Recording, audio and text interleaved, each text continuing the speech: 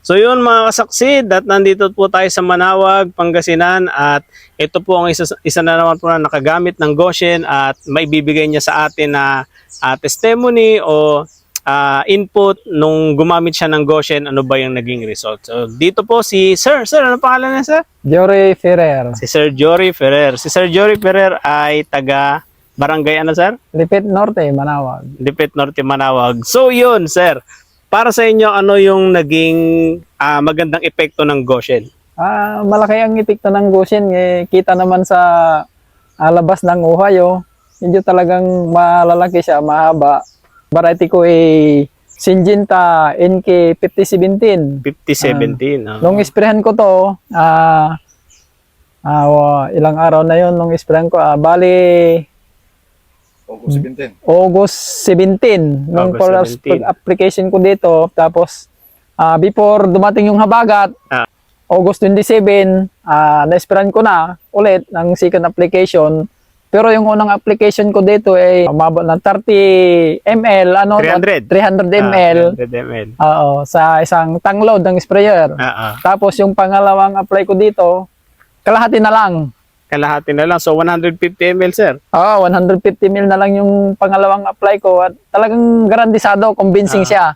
Thumbs up yan, thumbs up na thumbs up ako dyan. Thumbs up na thumbs up. Parang ngayon lang ako nagkapalay ng ganito. Ayun, no? Oo, kaganda. Yeah. Wala nung gumamit ako ng Goshen. Ayun, no? Parang ano Sir, yung napansin niyo Sir, parang mabilis ba siyang tumangkad or anong? Oo, mabilis. Maganda yung arangkada. Mula nung na-applyan ko ng Goshen, medyo nanibago ako dahil mabilis talaga siyang umarangkada kaysa sa mga ginamitan ko ng iba dyan na inorganic fertilizer. Medyo nahuli talaga yung mga inorganic dito. Kaya maraming nagtataka sa akin dito dahil yun nga, sa ginamit kong Goshen, maraming nagtatanong, sabi niya, bakit daw ako lang ang mayroon? Natawa ako. Akala nila galing sa DA, pero iba. Sabi ko, explosive to, kago. Ayun, oo. Ayun, makasaksid kasi dito, kasaksid sa Manawag. Ayun sila Sir ang unang nakagamit dito ng Goshen dito sa Manawag. So yun, na-try nila, sinubukan nila, ito na yung naging resulta. At syempre, mas makikita natin yan pag nasa anihan na, di ba Sir? Pag anihin na, ayan, mas maganda. Ito, mas makikita ito mga kasaksid. Ayan. Kung gusto nyo Sir, libutin natin yung ibang kun natin dyan, yung na-esprehan ko. May mga ibang variety pa ako dyan na JSR12. JSR12? Oo. Makikita ninyo kung ano yung talagang epekto nun. Sige. Hataw Dinurado. Hataw Dinurado dito. Dinurado. Sige Sir, tignan natin. Iko tayo. Sige Sir.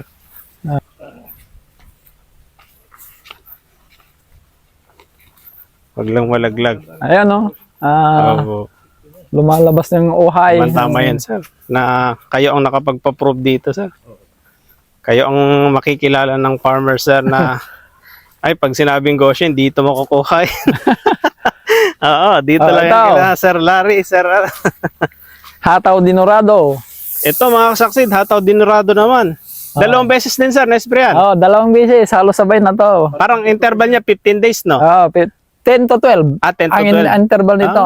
Ayos. 10 to 12. Yan o.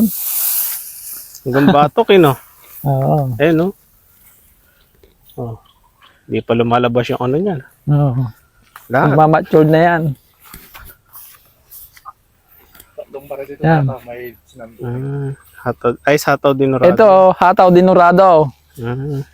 Ngayon lang yan, ganito na pala dito. Kanya na nagtatanong dito. Ngayon lang yan na ganito na. Ngayon lang ganito kaganda talaga to. Itong lugar na to, karamihan dito, bansot ang mga palay ko dito. Dito. Lampas tuhod lang. Pero tingnan nyo ngayon, halos hanggang baywang. Hanggang baywang. Dati-dati hanggang tuhod lang. JSR2.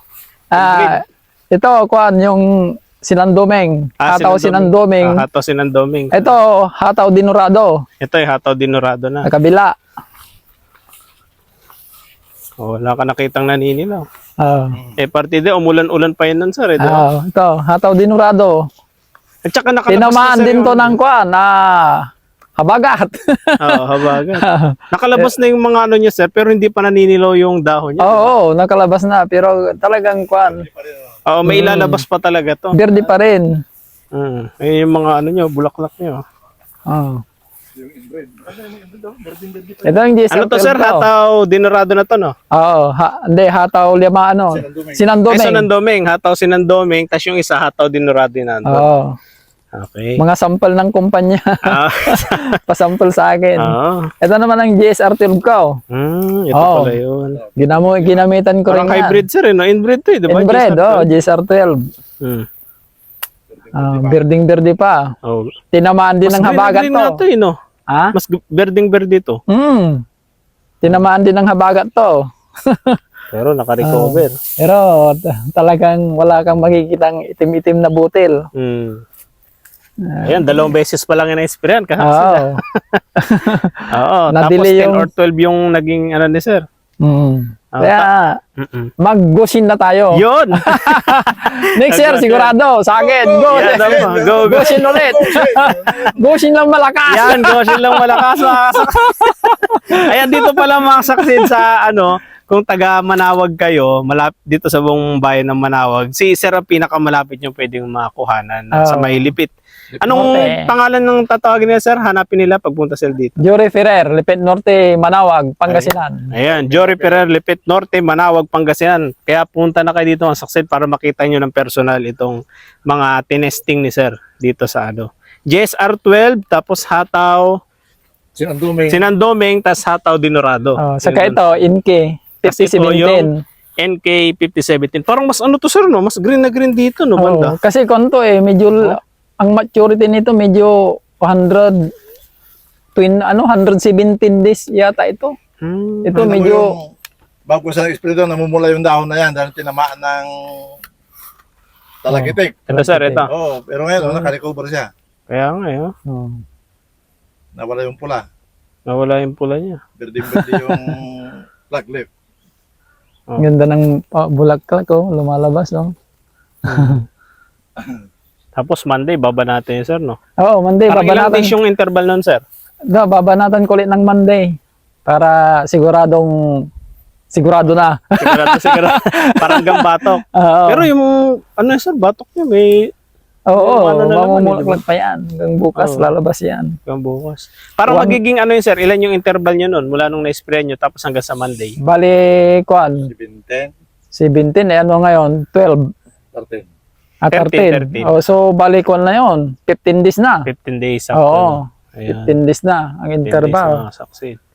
Ayan, kahit anong variety ang ano nyo, yung palay nyo mga succeed, pwedeng lagyan ng Goshen. Yun ang nagpapatunay talaga. Dito kay Nalong variety. Okay, ito na variety.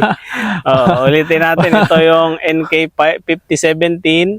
Ito GSR naman 12. yung GSR 12. Ito naman yung Hataw Sinandoming. Tapos ito naman mga succeed yun dun sa dulo. Hataw din Dinorado naman yun. Ayan. Parang 3 inbreed, sir, no? Oo. Isang hybrid. Hindi, Hindi, tatlong hybrid, Tatlong isang hybrid. inbred. Ito pala hybrid pala to. Hybrid to. Ito lang yung inbreed, yung ano. GSR 12. Pero parang pare sila kasi hanggang ano din ito. Hanggang dito din yung ano, parang hybrid. Matangkad din siya. Pero pinaba ko dyan, dahil berding-berding pa, oh. Parang bagong abono pa. Natatawa nga ako oh. Natatawa ko. Wala niya, berding-berding Alang pa. katamtaman lang naman talagang tangkad. Oo. Kasi nagtatabis kami dito sa 45 days. 45 days. Ang kwan dito, nagtataka rin ako talaga ba't ganito ang labas ng kwan. Kasi ito dati, dito ako kwan. Oo, yung dito ako nagpupunla. Karamihan kasi pagpunlaan ng kwan, palay, mostly medyo mahina yung kwan Kaya ano niya, niya? ay baygor niya. Baygor. Medyo mahinang lumaki. Pero ngayon lang ako nagpalay dito ng ganito kaganda, mula nang gumamit ako ng gusin. Yun, oo. Totoo yan. Kaya Yan ang ano, history ko dito. parang tingin nyo sir, pag-aanihin to, panalo sir. Panalo. Thumbs up yan. Yan, thumbs up na. Oo. Panalo na to. Wala na akong nakikitang logi dito. Oo, kasi, Ang dahil sa gusin. di ba, sir, pag green pa yan sir, may lalabas pa yan di ba? Oo. Kahit may lalabas ganito na pa siya, yan. nakano na siya, mayroon pa siya eh. Oo. Hanggang palagay ko hanggang dito sa batok ito, magkakalaman to. Green na green siya eh. Basta na-esperan ko pa to ng kahit minsan Tapos lang. babanatan nyo pa ng Monday pa. Oo, babanatin ko pa ng pahabol. Monday to. O, Kaya parang para 3 times. Oo, Masasabi 3 times, ng sure ball. sir. Sure ba? Sure ball din sa Goshen. Yan, sure ball din tayo sa Goshen, mga kasaksid. Eh, sabi ko nga, Ayan. Goshen lang ang malakas. O, hashtag natin ngayong araw, Goshen lang ang malakas, mga kasaksid. O, Dito ayan. sa Manawag, Goshen lang ang malakas. Tsaka ayan, dito sa Manawag, ayan, kitang-kita nila sir, mga kasaksid. Tingnan nyo, kitang-kita naman sa camera na ano talaga. Wala kang Green na green, makikitang oo. mga, yung puti-puti na uhay. Oo, Malinis. malinis siya. Hindi rin ako gumamit ng kahit na anong pestisidyo. Hindi kayo gumamit Wala, ng hindi ako sir. gumamit ng kahit na anong pestisidyo dito. Basta yun lang. Yun lang, yung Mula nung nag-apply ako ng Goshen lang. Goshen lang yung nilagay. Ito yung nyo. resulta. Ayan, mga kasaksid, nakatipid pa si sir sa Ah. sa abon, ay sa insecticide, no? Oo. Decide, walang pinaka-decide. Oo, ayan, mga kasaksid. Garantisado. Mm. Yan, mapapanood nyo to sa sa JMG Agri TV at sa ni sir? Sa may sir, yung group niya sir? Sa usapang pistil saka sa dry Ayan. seeding technology. Ayan, dry seeding technology tsaka usapang peste. Yan, kung kasama kayo sa group na yun, mga saksid, makikita nyo to mga saksid. Siyempre. At yan, si Sir Larry, nakikita nyo lagi yun doon. At si Sir Den, siyempre, nakikita nyo. Nakikita nyo rin lagi si Sir doon. Sige sir, maraming salamat. Okay, maraming Thumbs salamat. up sa Thumbs up. Goshen. Yeah. Sir, okay. Double thumbs up! Yan. Goshen, double times up. Yan, agree din sir. First time in history ito na ganitong nangyari sa palay niya. Oo, grabe. Talagang napatunayan talaga ni Goshen sir no, na hindi siya mapapahiya. Ganda ng bulaklak niya, oh. Hmm. Buhay na buhay. Oh. Buhay na buhay. Oh. Next season, talagang Ah. Ayan, yung dami yung bulaklak. Ah. Grabe. matagal na yan hinanap yung kusin na yan. Pero